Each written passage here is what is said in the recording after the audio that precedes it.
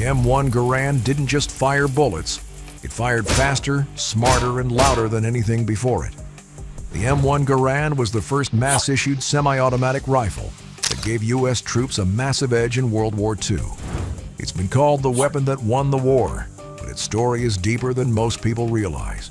Here are 5 things you didn't know about this iconic rifle. Before the Garand, most soldiers carried bolt-action rifles that needed manual cycling after each shot. Introduced in 1936, the Garand changed everything.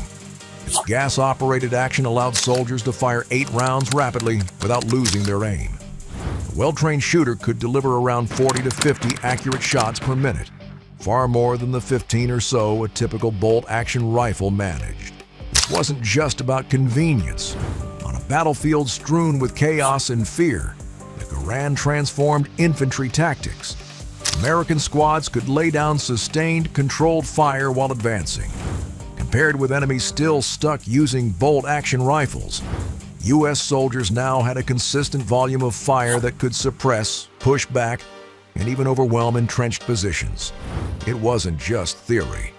In battles like Kasserine Pass and St. Lo, Garand armed troops repeatedly held ground or broke enemy lines, thanks largely to this firepower. It took years of training for troops to take full advantage. Once they did, the Garand rifle became integral to the U.S. Army's shift to fire and maneuver tactics. Commanders praised its reliability, rhythm, and the confidence it gave infantrymen to keep moving under fire. In the rough terrain of France or the hedgerows of Normandy, that little semi-automatic rifle played a decisive role in how Americans fought and ultimately won.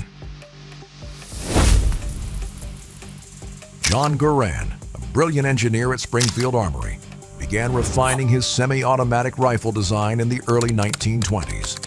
After years of trials and tweaks, the Army officially adopted his design in 1936, following demonstration trials that highlighted its accuracy, durability, and ease of cleaning.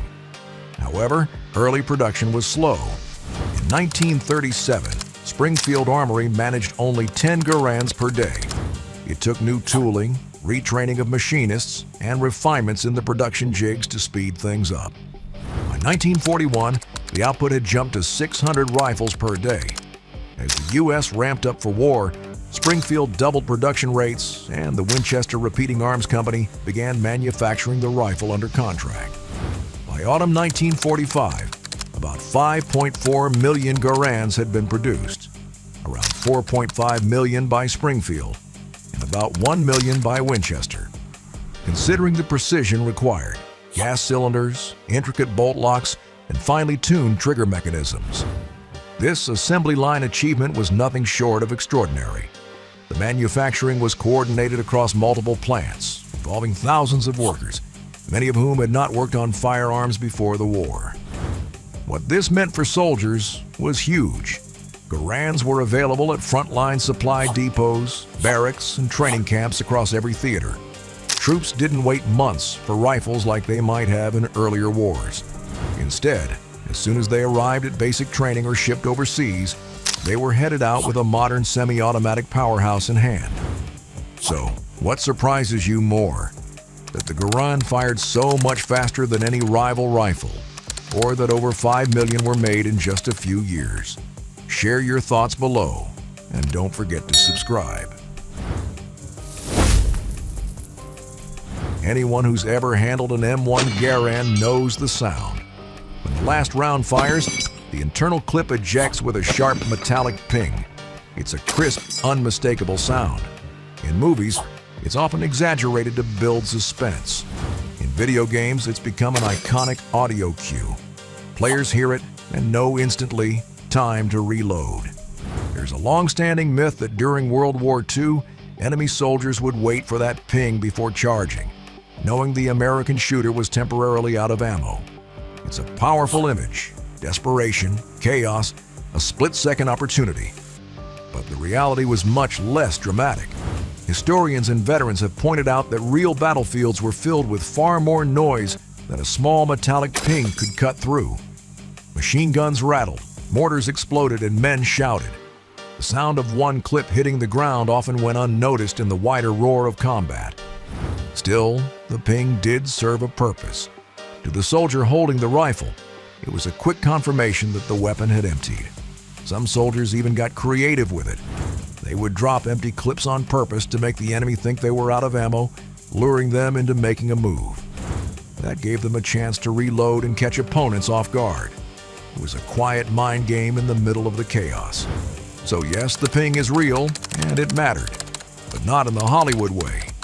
It was just one small tool in a soldier's toolkit of instincts, improvisation, and survival. After World War II ended in 1945, the M1 Garand didn't just fade away. Instead, it found a second life on battlefields around the world. Just a few years later, it was back in action during the Korean War. Surprisingly, one of the manufacturers wasn't a weapons company at all. International Harvester, better known for making tractors and farm equipment, produced over 300,000 Garands between 1953 and 1956 to meet the military's ongoing demand. The rifle showed up in more than just Korea. Wounded soldiers returning to duty, National Guard units, and even early troops in Vietnam carried Garands. Many of these rifles were sent to allied nations, especially across Asia and Latin America. These countries often kept them in service for years, favoring the Garand's proven reliability over newer rifles that hadn't yet earned trust in the field. Beyond combat, the Garand also took on ceremonial roles. Honor Guard teams, ROTC drill squads, and military museums used them long after their combat prime. By the 1970s, it wasn't unusual for a young recruit to handle the same rifle model their father or grandfather once carried. It became more than just a weapon. It became a link across generations. The fact that a rifle designed in the 1920s was still trusted and used decades later says a lot. Not just about its toughness, but about the brilliance behind its design. Few military tools have had a legacy like the M1 Garand. The story behind the man who created the M1 Garand is unexpectedly humble and personal. John Garand was a Canadian-born engineer who began working at the Springfield Armory in the 1910s.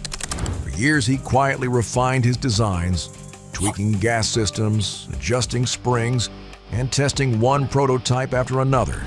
He didn't work in a flashy lab or lead a big team. He worked mostly alone, driven by precision and pride in his craft. When the U.S. Army officially adopted his rifle in 1936, Garand had a chance to become wealthy. But he chose not to take any royalties for the military use of his design.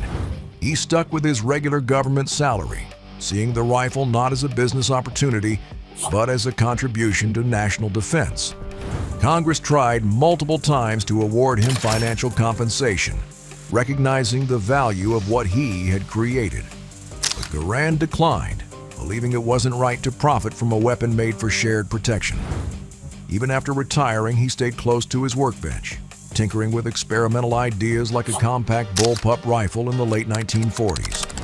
That model never saw mass production, but its ideas lived on in later firearms like the M14.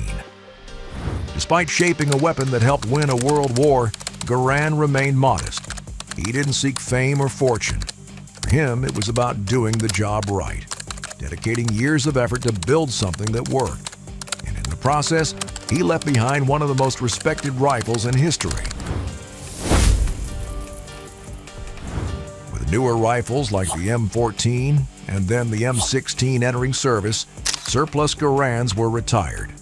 But they didn't disappear. The Civilian Marksmanship Program, a government-sponsored initiative, made thousands of these rifles available to civilians. One could legally buy a military-issued, historically relevant Garand directly from a CMP armory. These rifles came with documentation, bore serial numbers tied to original production runs, and were often as good as new. That legacy continues today. Garands are still prized by collectors and shooters as living relics of a pivotal era. They're not just old, they're legacy weapons, accurate, reliable, and fully capable at the range. For many owners, shooting a Garand is more than target practice. It's a conversation across time, a way to honor history while feeling, pulling the trigger, and hearing that original ping right there in your hands. The story of the M1 Garand began in the early 1920s at Springfield Armory in Massachusetts. John Garand, a quiet and focused engineer, started by testing early designs using primer-actuated systems. When those didn't work well enough, he shifted to a gas-operated mechanism, something almost unheard of in American rifles back then. He spent years building and improving prototypes. Each version aimed to fix a different problem, whether it was jamming, feeding issues, or too much recoil. By 1930, he had a working model, but the Army still had doubts. So Garand kept testing, pushing the rifle through extreme rain, heat, snow, and sand to make sure it worked in any condition a soldier might face. Finally, in 1936, after years of careful trial and error, the Army approved it. The semi-automatic rifle was now official, and it changed the future of American infantry. It was the result of patience, skill, and serious engineering. The M1. Garand wasn't just a rifle. It was a technological leap that reshaped infantry tactics, saw action in multiple wars, sparked myths around its famous ping, and carried the legacy of a humble engineer who gave up earnings to serve his country. Let me know in the comments what fact you found most surprising. Which mystery did you correctly guess earlier? If you love uncovering stories behind legendary weapons, subscribe for more deep dives into the tools that changed history.